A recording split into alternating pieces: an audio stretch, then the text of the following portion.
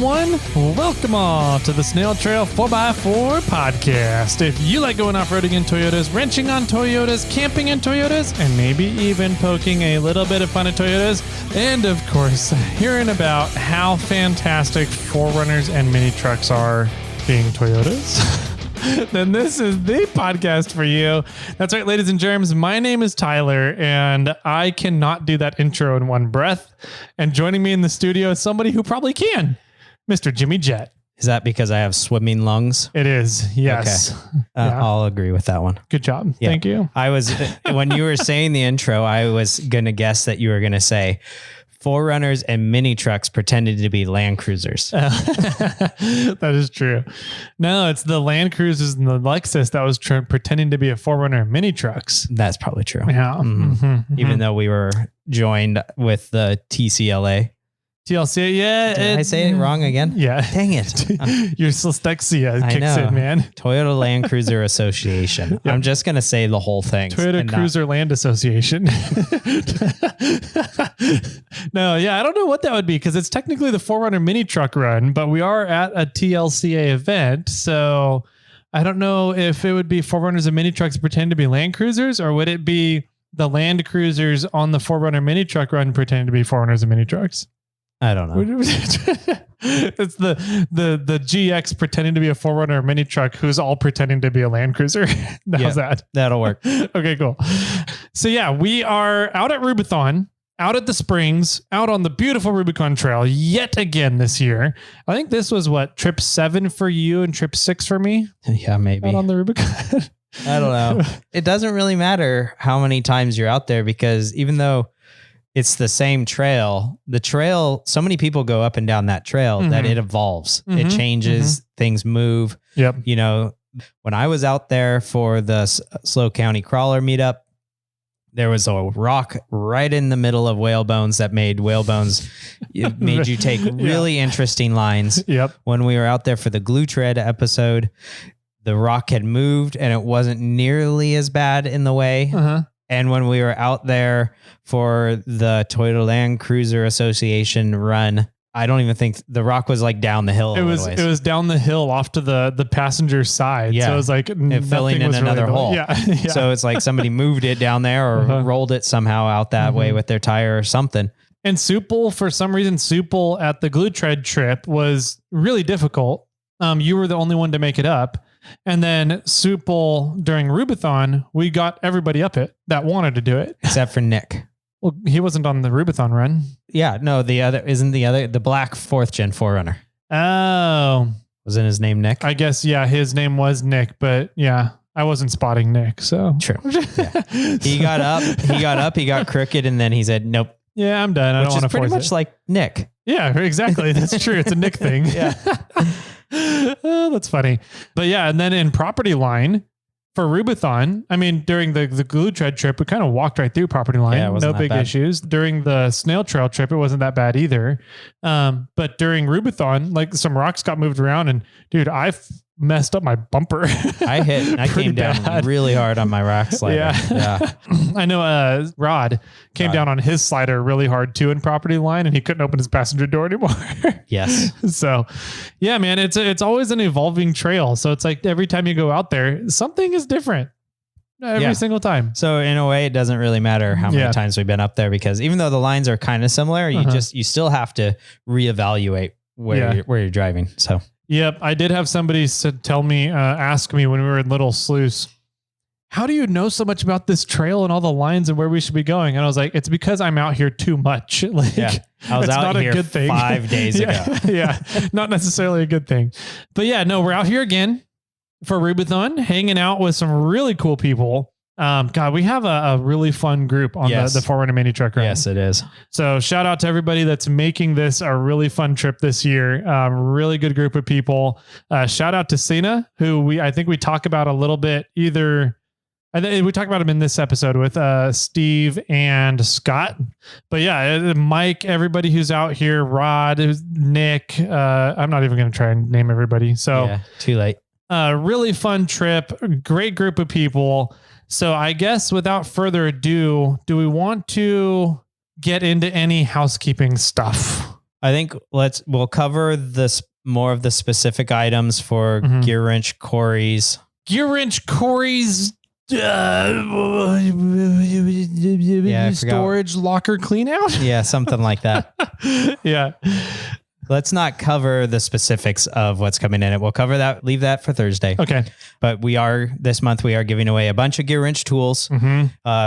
Big thanks to Gear Wrench for always being willing to help us out on the podcast and everything that you guys do, allowing us to play with Gear Wrench's Corey's locker box. I don't know whether it's playing with Gear Wrench Corey's locker or playing with his box. Anyways. Okay. Thanks for that. And moving on, if you do want to get entered into the Gear Wrench Corey randomness locker storage container excess toolbox that we have, you can do that over at iRate 4x4. Go down to the Snail Squad section, and then if you're on a PC, you just look to the right side, and all that information should be there. And if you're on mobile device, just scroll to the bottom, and you can enter at the bottom down below. Sweet. I like it. I like it a lot. Picasso. Yep. And on Thursday, we'll cover birthdays, anniversaries. We'll cover the specific items, and we'll, is that it? I think that's pretty much it. Okay. Yep. And we'll do the giveaway for the bender. Yeah. That's what it was. Yep. We got to give away a bender here. Figure out who's going to be our wiener. Yeah. Yep. Cool, man. So without further ado, let's head on over to talking with Steve Sasaki and Scott Wilson, who were kind of the brainchildren of this 4Runner mini truck run that they started out at Toyota Land Cruise Association's Rubithon event. So pretty cool story, pretty cool reasoning why behind they started it.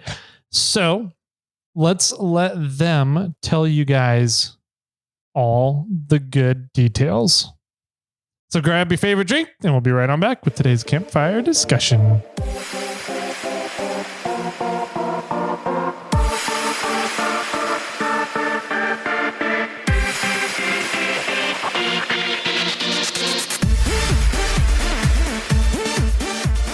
Well, welcome back, ladies, gentle ladies, Katsus, Jaspers, all the trail dogs out there. We are here for another episode here at Rubicon Springs. Yes, we are. Woo! The crowd goes wild. I'm too far away from the board to hit that button. We have another live audience here. Maybe they can make some noise. Yeah! There we go. There's our soundboard. Oh man, gonna be a fun episode, this one here. So we have around the table, we've got Jimmy Jett as normal. Hello. We've got Steve Sasaki from Power Tank. Hey. And we got Scott Wilson from the 4Runner mini truck run. Hello. You're gonna be a 4Runner Scott. How's that? Sounds great. All right, cool, man.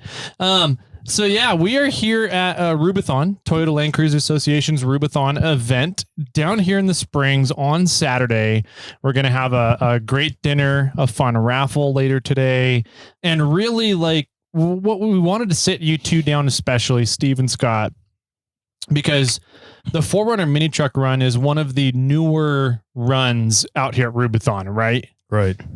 Mm-hmm. Second year. Yeah. Second year. Oh, so we were on the inaugural run last year. You were. Yes. Nice. You were. Okay. Yeah. I wasn't. Yeah. I couldn't make it. Yeah. You had some other life plans or some lame thing going on. Marriage or whatever that is.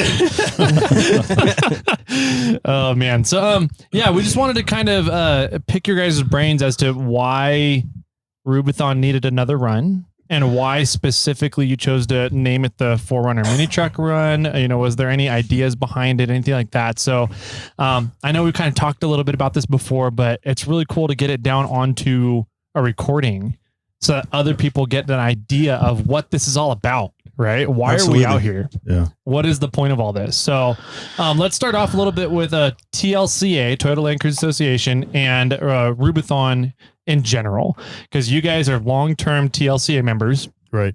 Even though one of you doesn't have a Toyota anymore, and still a member though. Yeah, and you guys have both been coming to Rubithon for quite a while too. Yes. Yeah. So how many years have you, Steve, we'll start with you. How many years have you been involved with TLCA and Rubithon here? I joined in 1997. Okay. Nice. So, and that was about when I started the business Power Tank. And, and that's when I had my first 4x4, which was a second gen 4Runner. First gen 4Runner. No, I started with a second gen, and I did my first Rubithon in a second gen on huge, giant 32-inch tires. Ooh, big boys. Wow. Yeah, Monsters. yeah. So your red Power Tank 4Runner came along later. That was the second Rubithon. Yeah, you talk about what you learn when you get on and run through the Rubithon or Rubicon, and because I was just in amongst a bunch of hardcore Toyota guys, I learned so much on that run. And say 97, that's before a lot of the blasting of a lot of the obstacles on trail two of the obstacles on trail happened. So sure enough, your trial by fire, second gen 4Runner going through Rubicon in 97. That was the original gatekeeper. And I 32-inch tires and chrome. I don't know where I got these Nerf bars, but they weren't really Nerf bars. They were just these chrome shiny bars, 3-inch diameter bars, and they probably had like 60 thou wall thickness. And I found out soon in the first gatekeeper that they were worthless as a slider because they got crushed all the way to the rocker panel and into the rocker panel. Oh no! So right off the bat, I'm looking at this huge dent in the driver's side after I slid into this big rock, and then just did the rest of the trip and said, I'm going to do it, and did it. I'm here. Let's do it. Yeah. Wasn't going to turn around. Was it IFS at that point? It was. It was. Okay. I did have an ARB in the back and a True Track in the front. And you can go anywhere with that combo. Well, yeah. On 32s, come on. I thought, I had no idea what I was getting into. It was because of TLCA that gave me the reason or the courage to try the Rubicon. Nice. So I signed up. I want to say we may have somebody out here in our run, the 4Runner mini truck run, who's may not have done the trail if it wasn't for TLCA this weekend. Yeah. Right. Yeah. Right. And he did phenomenal. So he did. Yeah. In Lexus. Yeah. In the Lexus. So cool. Your first trip out on the Rubicon was with TLCA with the Rubithon event. And that's really kind of your start into the rock crawling world. Well, I'd been rock crawling a little, looking back on the little trails. I didn't know that at the time, like a Hellhole, the old version of the Slick Rock Trail and Strawberry and Bear River Reservoir. I had done all those, and I thought, well, I'm ready for the Rubicon. Heck yeah! And I found out that there's a new and higher level of rock crawling. Yeah, and but I had a ton of fun. Yeah, because it was just a slight lift. The second gen felt really stable. I remember going up Cadillac thinking, God, the second year on the first gen 4Runner, I go, my second gen felt so much more stable going up the big rocks on Cadillac. Nice. So, Scott. Yes. What was your first time out with TLCA and Rubithon here? Oh, I don't know the year. It would have been probably 98, 99, I'm guessing. Okay. I'd come out to Rubicon one time previously with just a small group of friends. One of them had been here before and kind of knew the way through, and we made it work. We had a great time. And then eventually I came out for my first actual Rubithon, and what a great event that was. I'm still seeing the same faces, many of them who are still coming to this event 25 years later. Yeah, it's funny. I think yesterday morning on our free day, we hiked down to the waterfall in the slabs, right? Or the first day we went to rinse off after getting here, hiked down, and a lot of us got down to the slabs. We turned around like, where'd Scott go? Scott's not here. And somebody goes, oh, he's talking to everybody. He just knows everybody here. So we'll just keep going and he'll show up eventually. Yeah. he knows where to go. Yeah. What were you driving back in the day? I had a 1988 4Runner. Okay. Same as I'm driving now, but not the same truck. Got it. So this one here in front of us is an 88. It is. Wow. Okay. Was it built the same as this one here? No. They were both solid axle swapped, but this one's a little more extreme. Yeah, let's talk a little bit about this. So just so that people get an idea of, I don't want to say necessarily your involvement here, but that you kind of know what you're talking about a little bit here, right? So what do you got going on with your rig over here? Oh, so this is a 88 4Runner. Mm-hmm. I bought it bone stock. I found it on Craigslist super cheap with a blown head gasket. And I already knew the end goal. I already knew what the end product would look like. So I was thrilled to find a really clean body with no rust and a blown motor. Cause I'm like, that fits my needs perfectly. That's what we're looking for. Yeah. So this one didn't get built in stages at all. It went right to where I knew I wanted it to be. So for the engine, it's got a 3RZ, which is a newer 2.7 liter, like a Tacoma 4Runner motor. And then the 2-wheel drive ones. Yeah. Yeah. No. They make them in 4 as well. The 3RZ was available in 4-wheel drives? 3Runners and 4-wheel drives. The 2RZ, I believe, is the 2-wheel drive ones. Gotcha. Yeah. Okay. Nice. I dumped the automatic. I've just always preferred stick shift. So now it's got a 5-speed and dual cases behind that. Okay. For axles, I went straight to diamond and did diamond housings. So it's got a lot of cool newer parts. That's one thing that's excited me, even though we're still using, early 1980s Toyota axles for a lot of the builds that we do.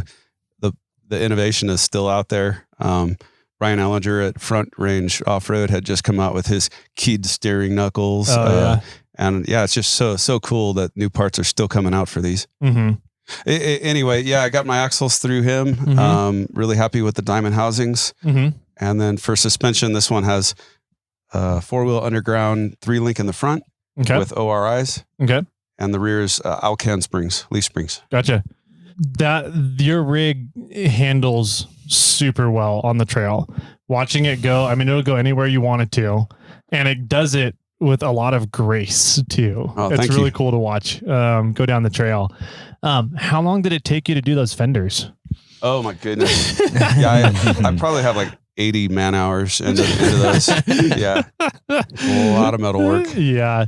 It's a clean build. It's probably one of the cleanest first gen 4Runners out here. Thank you. There's some other ones out here. They're just a little bit more, I don't know what the right word is for it. Over the top. Over the top is a good way. Yeah. But compensating. There you go. That's a good one.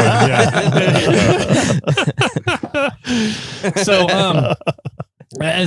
So you had an 88 4Runner before this that you were coming to Rubithon in. Yes. When did you make the transition to this one? In between, I had a FJ40. So, gotcha. Yeah, right. It was probably about 2000. I sold that first one. I was getting married, buying my first house, and just financially it had to happen. And then soon after, I bought a 66 FJ40. It took 10 years to build because in that 10 years, I switched careers. As a newlywed, I had 2 children, moved houses, all the things that get in the way of wheeling life. And eventually I finished that. That was a frame off. That was the most in-depth build I've ever done. Complete frame off, nut and bolt, Chevy V8. Everything was custom. Wow. That one I lost that one when the economy tanked. I couldn't hold on to it. And then, as that one was leaving, I was looking to do, I couldn't leave the Toyota wheeling anymore. This is what I really enjoy in my spare time. So I had my eyes focused on a more budget friendly build. Okay. And this is my version of a budget friendly build. A fail. Right. Compared to the 66 Cruiser, it's budget, but it's not a cheap build. Were you just lucky to get another 88 or that was luck of the draw. Specifically searching for an 88? No. I remember sitting at Marie Callender's with the family, and I pulled up Craigslist on the phone, and there it was. $2,000 88 4Runner. Wow. Yeah. Nice. That's a steal. It was right before the prices took off. Just very nice. Lucky. That's cool. So we're out here at Rubithon with some really cool rigs. I think that the 4Runner mini truck run that we're on here has a really neat array of vehicles out here that has a lot Absolutely. of really cool stuff going on with them too. They're all kind of a unique build and they all do really good. They all kind of have their little shining things going on with them. And it's really fun to see. When you look at a lot of the other runs out here at Rubithon, a lot of them are a bunch of FJ40s, right? We got an FJ40 right over here that snuck into camp. A lot of 80 series. We've got some 100 series out here. I heard rumor that there's going to be a few 200 series out here. And I'm just like, man, you guys are crazy. What was it about this run here, the 4Runner mini truck run? Because there's a bunch of other runs that Rubithon does. I think this was the sixth one that they do to get people through the trail into the springs for the kind of the main event Saturday evening. So I tell you what, I'll start on this one and hand it to you. All right. It started with Dick Thompson. Okay. He hit me up the year before we started this run and just says, "Hey, I'm looking for someone to start another run. Are you willing? Would you lead a run in?" And I said, "Yeah." And then we kind of left it very open-ended and had no plans. And it wasn't long after that Steve and I ran into each other at Buck Island, probably a year later or something like that. Right. And we hadn't seen each other in quite a while, but we kind of both cut our teeth wheeling at about the same time. Right about the same time, yeah. Yeah. So I tell Steve, I said, "Hey, Dick hit me up and wants me to lead a run." And he says, "What if we did a 4Runner run?" Well, that's genius. Yeah. There's no 4Runners. yeah, I actually had pitched that to TLCA because I thought, I'm trying. What I wanted to do, the goal was to try to increase the membership in TLCA. It's sad to see some of the newer wheelers kind of dropping out of the organizations, the real good organizations like TLCA that are helping to keep the trails open and things like that. And I've known Scott for many decades, and we've always been in this 4Runner category.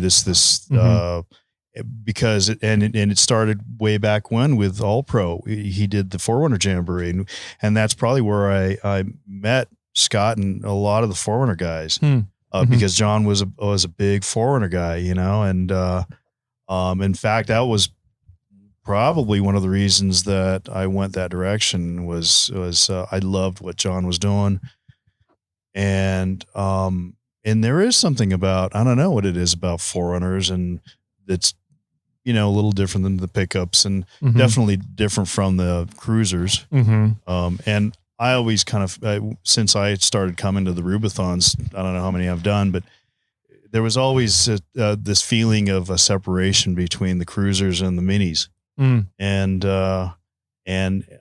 So I just thought, no, why not do just a 4Runner run? And I did have a 4Runner at the time that I came up with the idea, and the intention was, and so it was a perfect, it was a perfect meeting time when I saw Scott at Buck Island by accident. And we were both on the same page, and so that's how it started. Yeah. One of the things that you kind of explained, I think it was last year when we were sitting around camp last year here at Rubithon, and you were like, yeah, this was the run that we wanted because 4Runners are, especially first gen 4Runners, a little bit of second gen 4Runners, they're a little bit more accessible monetary wise than a lot of the Land Cruisers, a lot of the 80 series, 100 series you see out here, especially 40 series. 40 series are getting super expensive. Yeah. And so you were like, let's create a run for this kind of easier market to get into initially, less money involved to get into,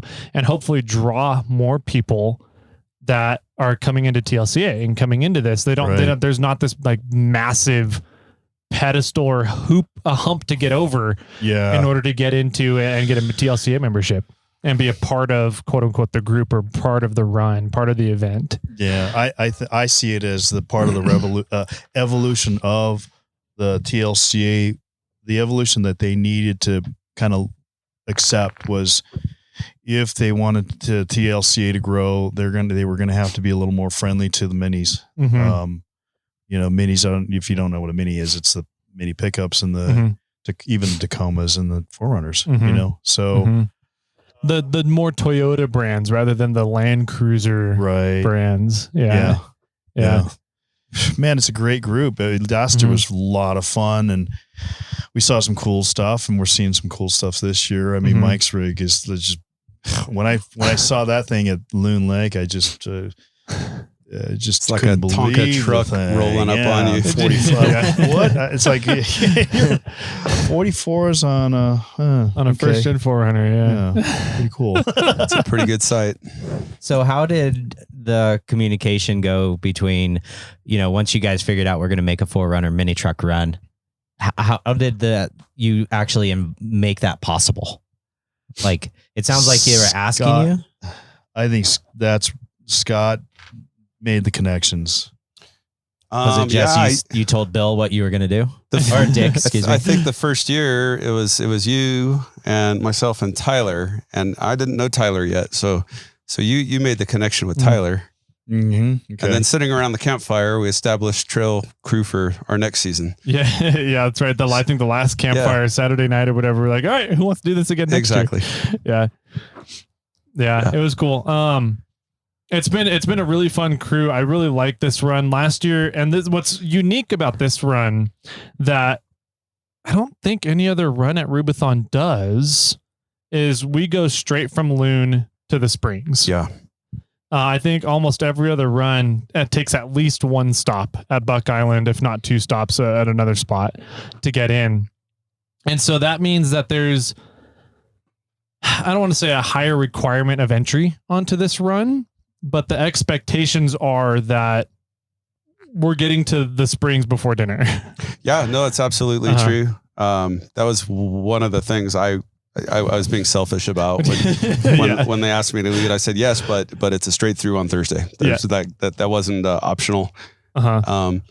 You're correct. It takes more preparation. And so far, our first 2 years, everybody has come through. They showed up well prepared, and it was fantastic. I think because you're doing, you're going to do that distance. That's a lot of wheeling, and it takes a lot of. I don't know what you call it. You got to keep the cats herded and moving. And the first year we had 2 near stock FJ40s in the group. Yeah, and we love seeing anybody that wants to do the run be part of the run. Yep. And if they need more help, we're going to give them more help. And we made some pretty, the fact that we got rained on. Right after Buck, I guess, and it was slipperier than heck, and and we had these guys in near stock FJ40s. We made decent time, and you want everybody to have a good time, and you don't want to push anybody too hard. It's just. So it's a fine balance. It is taking a guided trip, quote unquote, through from Loon to the Springs in one day is a very fine balance of, hey, we need to keep going, but at the same time, hey, we need to make sure we're having fun too. Right. Yeah. I think that well, Tyler, this is your first year as a part of the committee, right? And sort of, I think officially part of the committee. I think I helped out quite a bit. I think I ran drag last year. You did, yeah. Mainly it was just because my dad was with us last year and I wanted to take him up some of the more fun lines. So we kind of hung back at the end. And this year was kind of the first year as officially part of the trail committee. But you probably know the trail better than any of us in the group, and so it was helpful to have some of your input all over the radio. I remember just kind of explaining which line was the easier, which one was the harder, so we can choose. And that's the tricky part when explaining lines on this trail, because a quote unquote easy line to one vehicle may not be the easy line for another vehicle. So true. And so I remember there was one point, Arnold's Rock. It was a good example where there's the tight turn up and around Arnold's Rock, or the kind of the waterfall on the left side.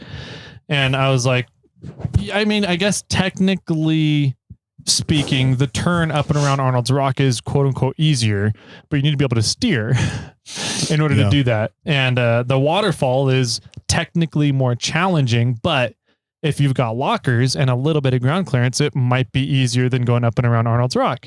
So it's kind of, there was that choice there. And I was like, Or if you're short or long, right? Or if you're you have short a or long longer wheelbase, wheelbase, it's absolutely. hard to make that round turn. Absolutely. And so there's a couple times like that. There's another spot where we're coming down off the ledge on Indian Trail. And shortly after that, there's a choice to go kind of high and come down the ledge face or go low and it's off camber. And I was like, I remember you came over the radio. You're like, hey, which one's easier? And I was like, well, it depends on what you're comfortable with, I think. And so being able to explain that so that people can then make the choice of what they're more comfortable with and what they think their vehicles are capable of. Yeah. I think that's the important part. Well, and it all helps to keep the train moving. Yeah, this year was a pretty clean run. And I think last year was too, wasn't it? It was. Yep. Yes. We came in at right about the same time both years. About 5:30. About right around 5:30. We hit the trail at 8-ish. Yeah. On this trip. Yeah. And we gave people the chance to try soup can and what else? Little sluice. Little sluice. Yeah. Soup bowl, little sluice. Yeah. Yeah. I think those are the big optional ones that we did this year. Yeah. So yeah, I mean, it's a really fun trip. We had a great crew. It seems like we have a lot of people back this year that were here last year. Absolutely. And then we have some new people this year that have been a blast to have around as well. Right. And we'll see if they show up again next year for the trip. I did hear rumor that typically this trip is capped at 15 participants. Yeah, we're supposed to be maximum 15 plus the trail crew. So probably around 20 is our full number. And what was it this year? 12. We had 12 total. 12 total, including the crew. committee. Yeah. Okay. And so I heard that there's rumor next year that we're going to be increasing. Yeah. Ross is our chairman. And Ross thinks that because it's the 35th anniversary of Rubithon, it'll be another record year. So he's expecting over 200 trucks total, which is it's about double what we had. We had I think he said there was 127 registered this year. I want to know what has changed in requirements between first year and second year. Is there anything or what? And let's maybe start with what are the requirements to come on this run? Yeah. Well, at a minimum, we want 33s and double lockers and a lot of preparation. We typically we don't see a lot of first time Rubicon guys, but this year we had I think 4 sign up. Maybe 3 of them are here. Really, this run is probably it's not. If you're gathered a bunch of people that are just really they're givers. Everybody is out there ready to lend a hand with whatever you need, and if you need a spotter, you just say so, and you got 3 guys willing. Everybody's willing to jump in here. And so did anything change from that from the first year to the second year, or was it pretty much the same requirements? No, same. Are you going to cap tire size or only 42s, no more 44s? As everyone looks at Mike. We would, except Mike has all the welding equipment and all that stuff. Right? I got a bunch of welding equipment too. Okay, well then maybe we can cap it. Yeah. No, we wouldn't do that. We'd never do that. Cool. That's great. So we can pick on him because he doesn't have a microphone. Yeah. So anything planning on being changed for the next year, third year? No, I think we have a formula that is working really well. The only difference would be that we might be asked to take on a bigger group. Yeah. To kind of so Ross at the meeting yesterday was talking about adding runs to handle the extra 73 maybe people. And part of it might be that we increase our group to 20, which would be 8 more rigs, that much more. It'd be interesting. Yeah, you can only go as fast as the slowest rig, and so whatever the slowest rig becomes, that's our speed. Yeah, and we're really trying to get people in through clean. We're not trying to push them through and do stupid things that they shouldn't be doing on the rigs.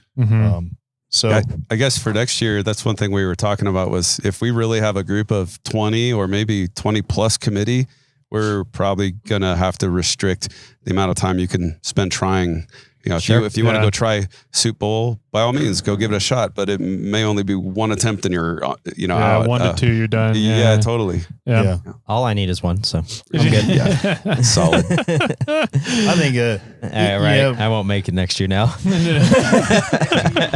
Yeah.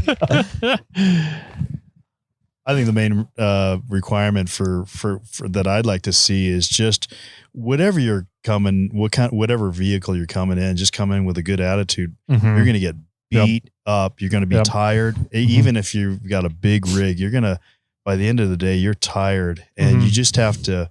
I mean, we just maintain a good attitude through the whole thing, and that really helps the whole group. Yeah. It helps Absolutely. us move forward. Yeah, it does.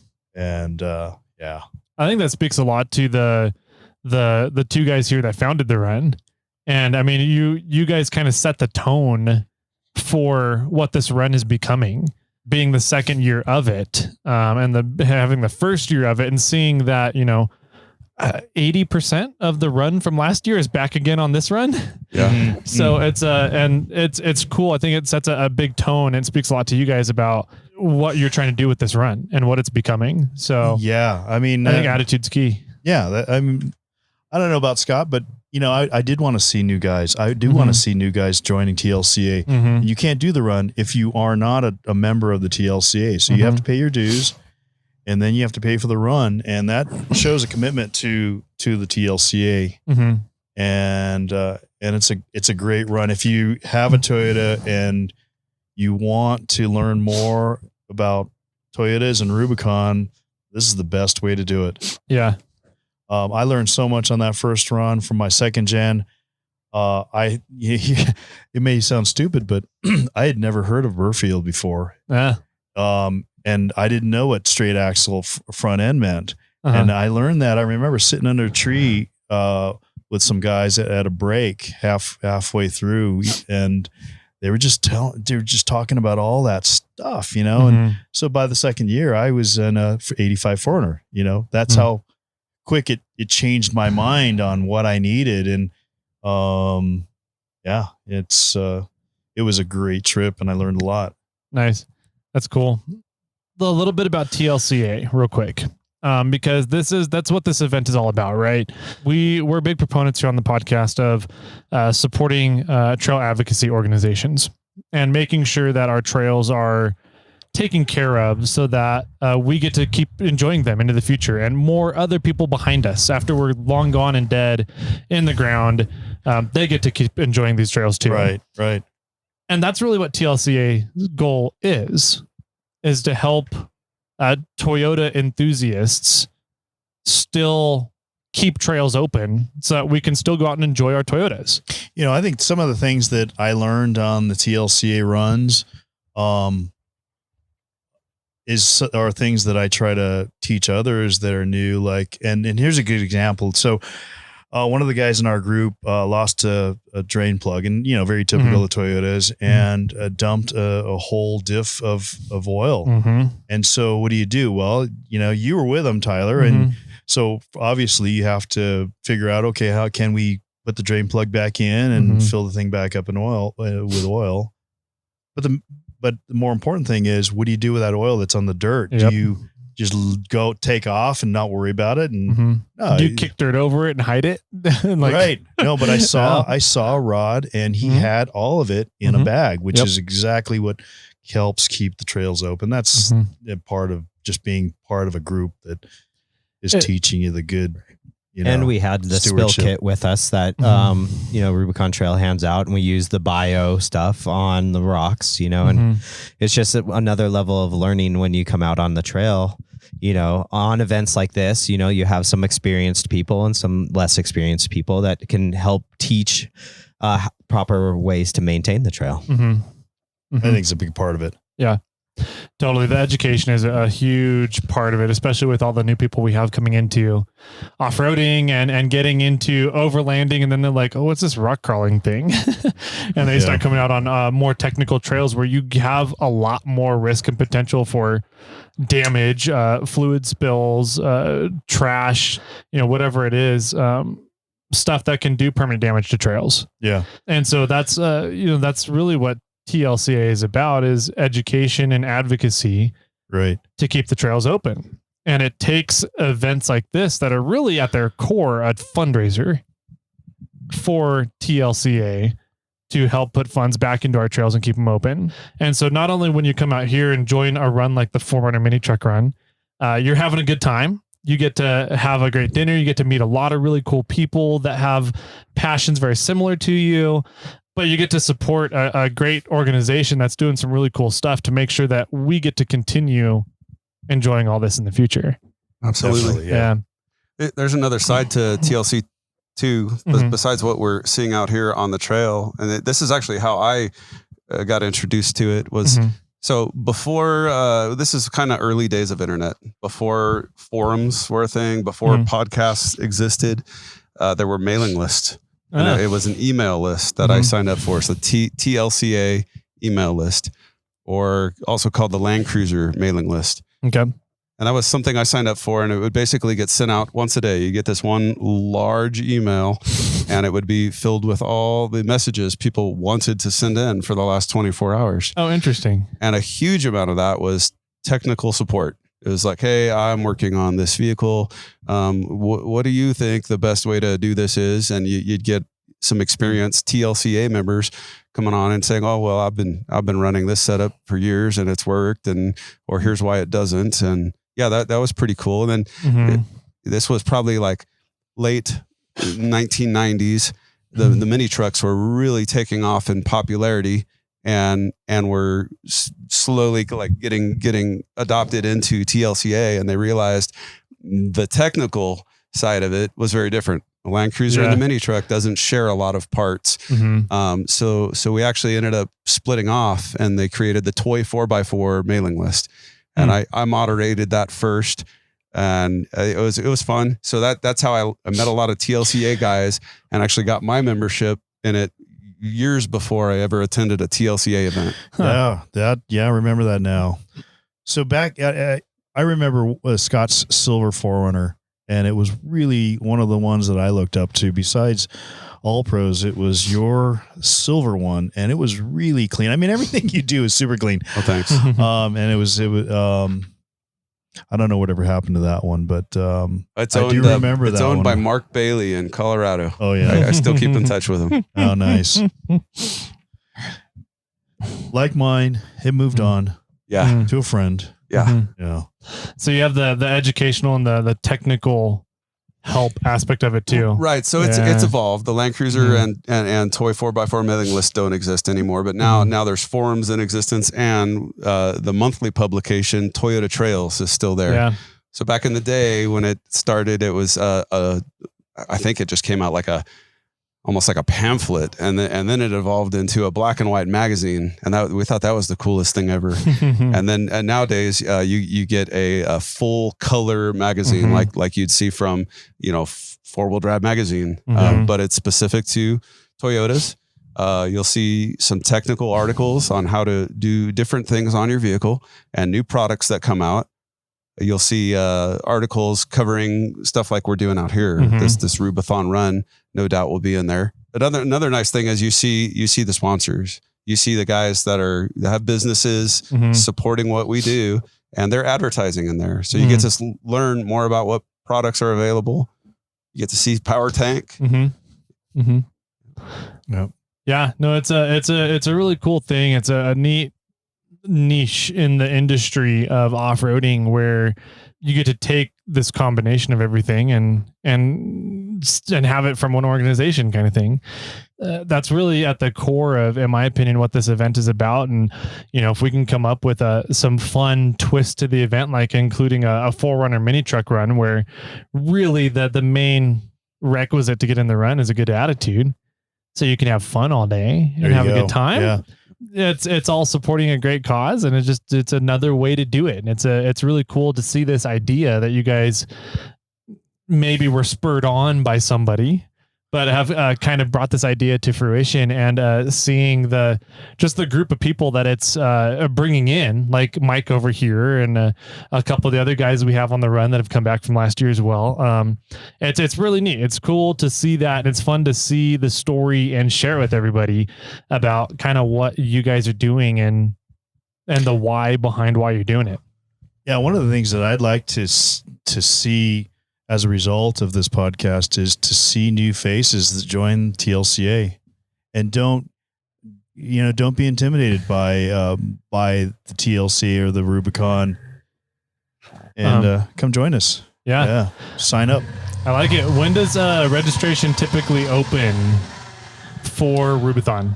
I think it's in January, and then cutoff is in May. In May. So you got 5 months, 4 to 5 months to get registered for Rubithon, get registered for the 4Runner mini truck run. Supposedly we're going to be adding a few more runs next year to help compensate for the larger group that'll be coming in for the 35th anniversary of Rubithon. So check out those runs. Each run kind of has its own little quirk to it. Rubithon puts on, and it has the guided trips. So just go peruse through the registration when it opens and see kind of which quirk fits your personality the best. And by the way, if you don't have to have a 4Runner to join our group, and sometimes you have to go on a group that fits with your time slot. And so if you don't have a wagon, but the wagon run fits your time slot, just go on the wagon run. Yeah. That's cool, man. Cool. Anything else that you guys want to add about Rubithon? Any other questions that Jimmy had over here about Rubithon or TLCA? Nothing on my end. Any fun old stories that you guys might want to share about Rubithon?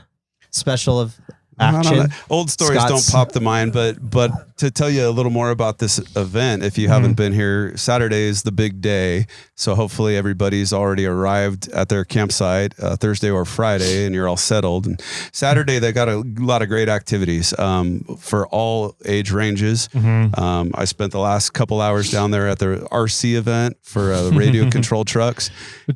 Tour guide Taco does that one, which is fun. Yeah. So even if you don't own an RC car, show up, bring your kids. We'll make sure that you have a truck to drive, and you're going to have a great time.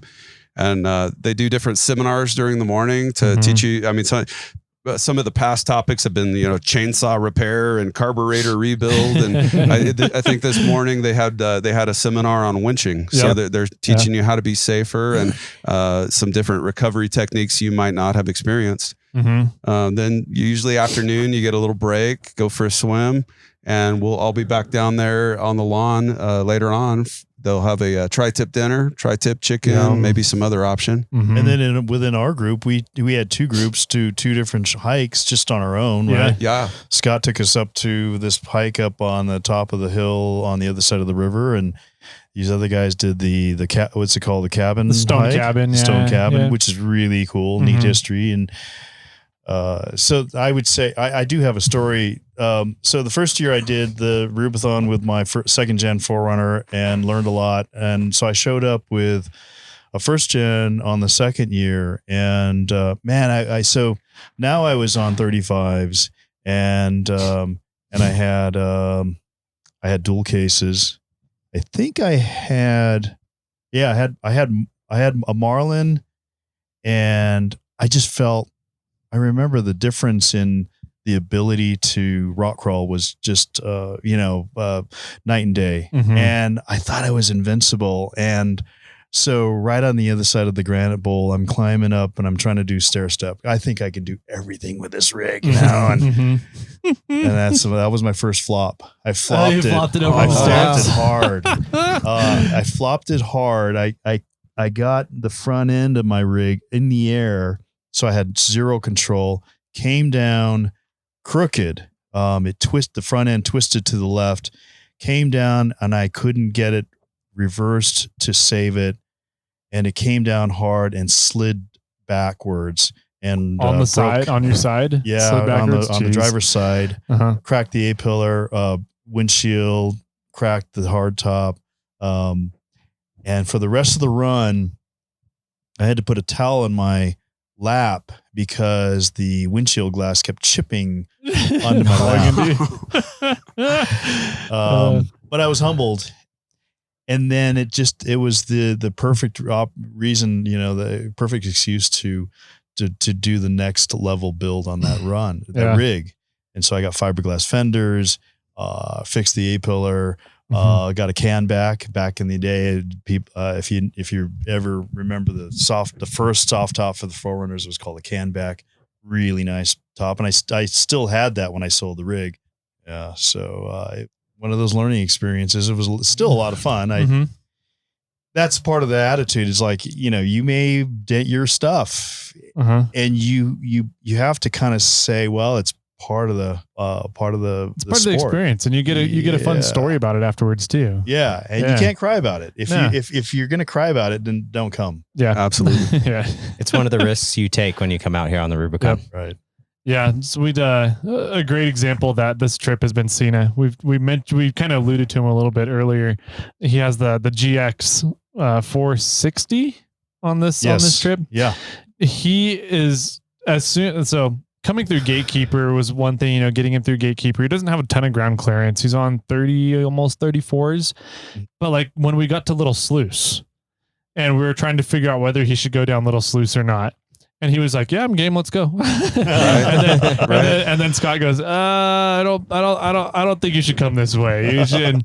So we kind of gave him the option of the bypass or the shelf line. And I kind of explained over the radio. I was like, "Yeah, the shelf line, it's not bad. It's a little bit of a tight squeeze with like a 10, 15 foot drop on the other side of it." And he goes, "Yeah, let's go do that." And I was like, "All right, I like this guy. Yeah, he's down for it. He's got the right attitude. Yeah. Exactly. Yeah.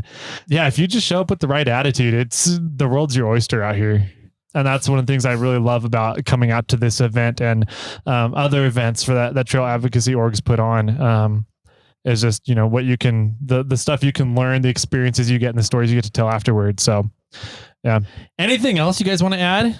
What are, looking out for next year? Any fun quirks you're looking to add to the trip? Like, is everybody gonna have to wear a tutu or something or? Come on. What? Okay, fine. Yeah. Maybe not. Just Mike. We'll have Mike wear one. Right. Well, cool. Awesome. If people had questions about the 4Runner mini truck run, how would they get a hold of you guys to ask questions or see, whether they should be on this run or another run or how are things going to go? How would they get a hold of you guys to do that? Well, I think if you're shopping for runs, visit the Rubithon website, which is rubithon.com, and there'll be a description of every run, and it'll give you an idea of what time they're leaving and what time they're arriving at camp and whether there's an overnight stop. So that's the best place to do your research. Cool. Yeah. Yeah. Same thing. Yeah, I agree. Just go to rubithon.com, check it all out. Yeah. Cool. Yeah. Next year's going to be fun. 35th anniversary. Yeah. Do you guys know any inside information if Ross is planning anything big or anything different for the 35th? I don't either. But we can expect something big. Is that what you're saying? Nothing to share here. Their lips are sealed. Yeah. You guys will just have to register in January and find out for yourselves come usually happens in August, right? June. Normally June. It's like around Father's Day weekend in June. Okay. But depending on snow levels, they sometimes push us into August. Here's one thing I'd like to add. So I've done Jeepers Jamboree and Rubithons, and if you've got a Toyota, definitely do the Rubithon instead. If you want to do the Rubicon for the first time, this is the way to do it. Yeah. You're going to get much more support. You're going to get more guys that know your rig if you need help. And if it's not as crowded, so it's going to be you're going to have an easier time finding a nice place to camp, set up your tent. I like it a lot more than the Jeepers stuff. It's just not that the Jeepers Jamboree is not fun. It's just crowded. It's a different scene. It's a different scene than Rubithon is for sure. The camaraderie is very different at the Toyota events. That too, yeah. Yeah. Especially if you show up with a Toyota Jeepers. Where we accept all kinds here on these. Good. Yeah. Well, cool. Final words from you guys. We kind of go around the table and just, final word can be anything from Jeep suck to I love Toyotas or whatever it is. Jimmy. I think I'm the representative for the mini truck of the group. There wasn't another mini truck with us, was there? Not this time. Yeah. Steve, final words. Well, that sets me up. I'm the representative for the Jeep JLU group. I don't see any other Jeep JLUs out here for some reason. No. Scott, final words. Just briefly, thank you all for being here. This is such a good group of people, and I hope this the attitude that this run has is continuing into the future because it's a fun group to hang with. It is a lot of fun. And with that, my friends, keep crawling.